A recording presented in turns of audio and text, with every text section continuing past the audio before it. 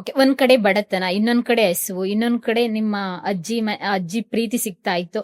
ಅದೆಲ್ಲವನ್ನು ಮೀರಿದ್ರು ಕೂಡ high school level ಅಲ್ಲಿ ಬಂದಾಗ ಚೇಂಜಸ್ ಇರುತ್ತಲ್ಲ, ಅದೇನಾದ್ರೂ ನಿಮ್ಗೆ ಸವಾಲಾಗಿ ಬಂತ? ಗೊತ್ತಾಯ್ತು ನಂಗೆ. ಆಲ್ರೆಡಿ ನನ್ ಇದು ಪ್ರೈಮರಿ ಇದ್ದಾಗಲೇ ಗೊತ್ತಾಯ್ತು, ಒಂದು ಪ್ರಾಥಮಿಕ ಶಾಲೆಯಲ್ಲಿ ನಂಗೆ ಗೊತ್ತಾಯ್ತು. ಇವಾಗ ನನ್ನಲ್ಲಿ ನನಗೆ ಚೇಂಜಸ್ ಆಗ್ತಾ ಇದೆ. ನನ್ಗೆ ಯಾಕೆ ಒಂಥರ ಲೈಕ್ ನನ್ಗೆ ಅಟ್ರಾಕ್ಷನ್ ಜಾಸ್ತಿ ಹುಡುಗಿ ಜೊತೆನೇ ಇರ್ತಿದ್ದೆ, ಹುಡುಗಿ ಜೊತೆನೇ ಆಟ ಆಡ್ತಿದ್ದೆ. ಲೈಕ್ ನಮ್ಮ ಮನೇಲಿ ಹೇಳೋರಿಗೆ, ನೀನು ಹುಡುಗಿ ಜೊತೆನೆ ಅಂದ್ರೆ ಅಕ್ಕಪಕ್ಕದವರೆಲ್ಲ ಹೇಳೋರಿಗೆ, ಏನಕ್ಕೆ ನೀನು ಹುಡುಗಿ ಜೊತೆನೆ ಜಾಸ್ತಿ ಇರ್ತೀಯಾ.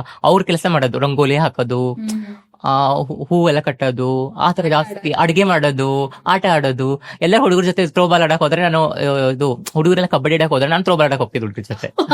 ಓಕೆ. ಯಾಕೆಂದ್ರೆ ನಿಮ್ಮಲ್ಲಿ ಹಾರ್ಮೋನ್ಸ್ ಹೌದು, ಅವಾಗ್ಲೇ ನನ್ಗೆ ಗೊತ್ತಾಯ್ತು.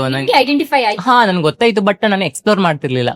ಅಂದ್ರೆ ನಾನು ಇದೇ ತರ ನನ್ ಬಗ್ಗೆ ಏನ್ ತಿಳ್ಕೋದ, ನಾನೇನೋ ಸ್ಪೆಷಲ್, ನಾನು ಒಬ್ಳೇ ಈ ತರ ನೀನು ಸಮಾಜದಲ್ಲಿ ಅಂದ್ಕೊಂಡು ಆತರ ನಾನು ಇದ್ ಮಾಡ್ತಿದ್ದೆ ಮ್ಯಾಮ್.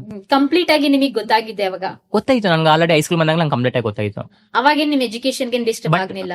ನಾನು ಆವಾಗ್ಲೂ ನಂಗೆ ಮೈಂಡ್ ಎಲ್ಲ ಸ್ವಲ್ಪ ಚಂಚಲ ಆಗ್ತಿತ್ತು, ಬಟ್ ನನ್ನ ಎಜುಕೇಶನ್ ಹಂಗ ತುಂಬಾ ಕಷ್ಟ ಪರಿಸ್ಥಿತಿ ಅಲ್ವಾ. ನಾವು ಹೊಟ್ಟೆಗೋಸ್ಕರ ಮಾಡ್ಲೇಬೇಕು ಅಂತ ದುಡ್ಡು, ನಾನು ಚೆನ್ನಾಗಿ ಓದಿದ್ರೆ ನಮ್ಮ ಅಜ್ಜಿ ಹೇಳೋದು, ನೀನ್ ತುಂಬಾ ಚೆನ್ನಾಗಿ ಓದು, ನಿನ್ಗೆ ಯಾರು ಅಪ್ಪ ಅಮ್ಮ ಇಲ್ಲ, ನಿನ್ ಕಾಲ್ ಮೇಲೆ ನಿಂತ್ಕೊಂಡ್ರೆ.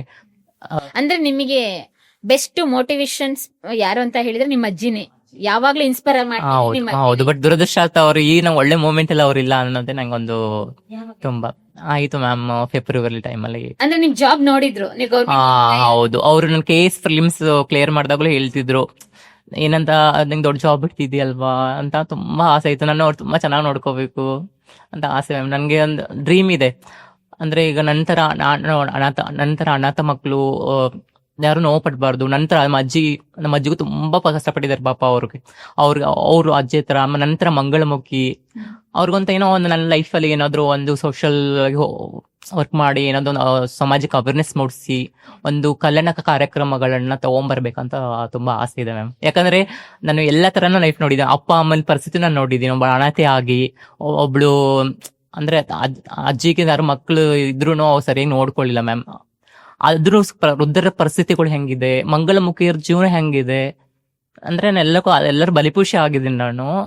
ಅದಕ್ಕೋಸ್ಕರ ನಾನೆಲ್ಲ ಲೈಫ್ ಅದಕ್ಕೋಸ್ಕರ ಸಮಾಜದಲ್ಲಿ ನಾನು ತೋರಿಸ್ಬೇಕು, ಮಾದರಿ ಆಗ್ಬೇಕು. ನಂತರ ಅನಾಥ ಮಕ್ಳಿಗೂ ಇದಾಗ್ಬೇಕು, ಮಂಗಳಮುಖಿಯರಿಗೂ ಒಂದು ಇನ್ಸ್ಪೈರ್ ಬೇಕಂತ ಮುಂಚೆಯಿಂದ ತುಂಬಾ ಇತ್ತು ಮ್ಯಾಮ್. ಅಂದ್ರೆ ಆಲ್ರೆಡಿ ನೀವು ಇವಾಗ ಮಾದರಿಯಾಗೇ ಇದ್ದೀರಾ.